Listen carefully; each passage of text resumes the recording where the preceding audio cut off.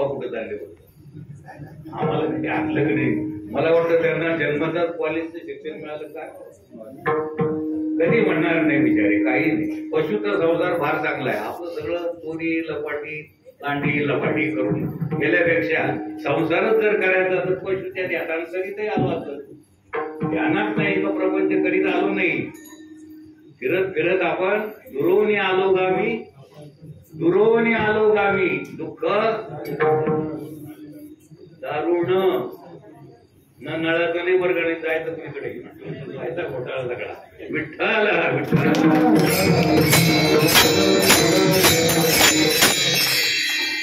ह्या ज्या गोष्टी आहेत ह्या पशुधिकाला लक्षात येत नाही. आपण कुठून आलो काय ती भोग एवढी, त्यांना हे काही कळत नाही. नरदेह कशा करताय, नरदेह कशा करता मिळाला हे त्यांना कळत नाही. कोणाला, आपल्याला कळतं.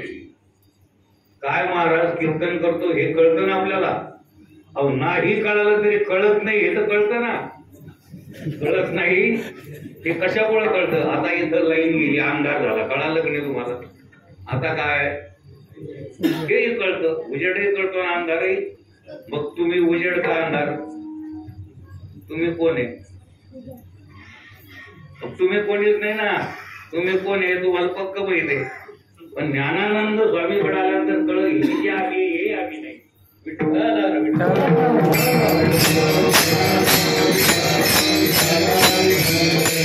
कळत नाही हे कळतं ना आपल्याला. म्हणजे कळणं आहे पण सामान्य कळतं. विशेष स्वरूपाचं आपल्याला काय आहे अज्ञान आहे आणि सामान्याचं ज्ञान आहे.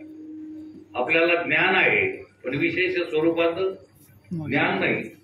वाटानं चालताना माणसं घाबरले, दोरी पडली होती वाकडी तिकडे घाबरले. जास्त उजेडे नव्हता जास्त अंधारे, मंद अंधार. अरे बापरे, सगळेच सगळेच घाबरले. कशाचा भाग झाला, हो पूर्ण उजेडात का मंद उजेडात. पूर्ण उजेड नाही त्याच्यात. अरे बाप केवढासा. काही तर म्हणाले वळवळ करायला लागला माझं. काही तर घाबरून गुडघे फुटले, माकड हाड वाढणं, हाड मोकळे झाले. काही कोणत्या सर्पानं हा हे त्या का नाही त्या. आता कळालं की नाही तुम्हाला. तिथं साप होता का दोरी, घाबरले का. Because question number first very very IMP कायमचा प्रश्न हा सुटल्याशिवाय गेले विना जीवा घाबरले का. तिकडून एक रस्ता आला. अरे म्हणे पळता का असं, घाबरू नका, शांत राहा. त्यानं पूर्ण उजेड बॅटरीचा चमकवला. आता काय दोरी. आता सर्प पळून गेला का, मारला का, मेला का नव्हता का, घाबरगुंडी उडाली नव्हती का, कळाल्यामुळं का न कळाल्यामुळं, न कळण्याचे घोटाळे सगळे. विठ्ठल विठ्ठल.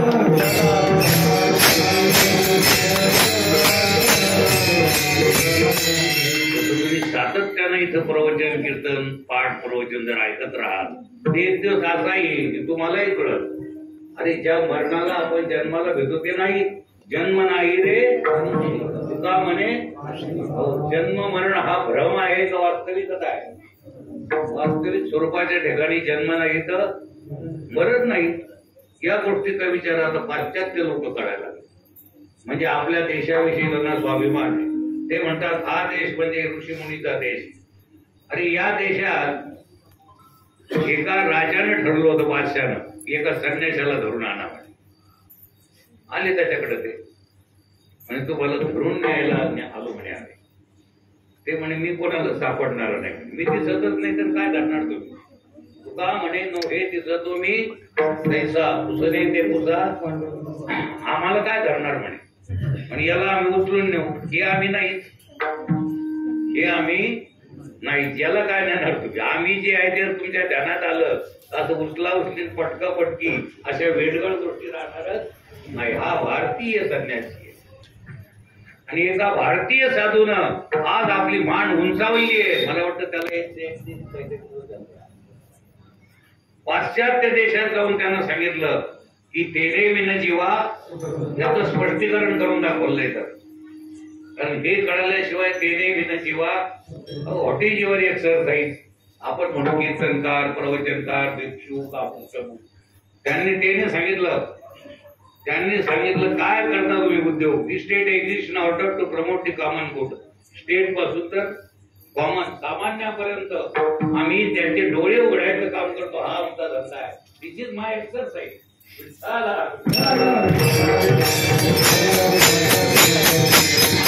साधू या देशात होऊन गेले. त्यांचं नाव आहे नरेंद्र. पण जिथे विवेक अधिक आनंद बरोबर विवेकाचा संपूर्ण आनंद जिथं प्रगट आहे त्या साधूच म्हणजे आज 131 झालेल्या भारताचा आज 131व्या दिवसाचं स्मरण पण झालंय. तेव्हा ज्ञानानंद स्वामीचं इथं जे मंदिर झालंय हे केवळ आपले डोळे उघडण्याकरता आहे. तिसरा डोळा उघडल्याशिवाय तेने विन जीवा. हे डोळे उघडलेले ते 2 डोळे आहेत पशुआधिकाचे. पण या देहात येऊन तिसरा डोळा उघडावा. आता उघडी डोळे म्हणजे खरं कळून घ्यावं, वास्तविकता कळून घ्यावं. हे कळून देणारे जर कोण असतील 4 जण आहेत. किती जण आहेत? निर्गुण निराकार परमात्मा ज्यावेळेस भक्तावर अनुग्रह करण्याकरता देहाचा स्वीकार करतो त्यावेळेस त्याला देव हे नाव आहे. कुणावर अनुग्रह करण्याकरता? भक्तावर अनुग्रह करण्याकरता देहाचा काय करतो? स्वीकार करतो. त्यावेळेस त्याला नाव काय येतं? देव. ज्यावेळेस सत शिष्यावर अनुग्रह करण्याकरता प्रगट होतो त्यावेळेस त्याला सद्गुरु नाव येतं. आणि जगाच्या कल्याणाकरता ज्यावेळेस देह धारण करतो त्यावेळेस त्याच निर्गुण निराकार परमात्म्याला संत हे नाव येतात.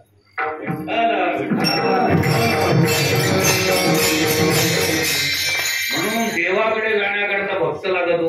कोण लागतो? काही अटी आहे, काही अधिकार आहे.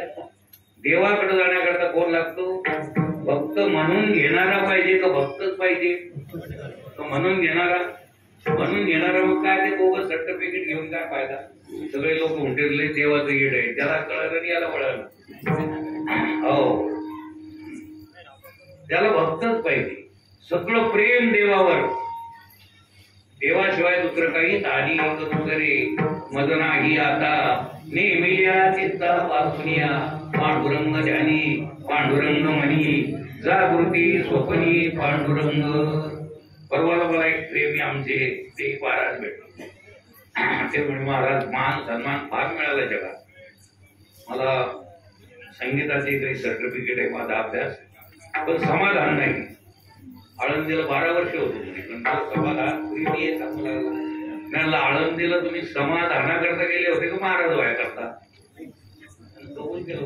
महाराज व्हाय करता रस्ता उकला. मग घ्यायचा माल समाधानाचा. मग काय घ्यायला गेले?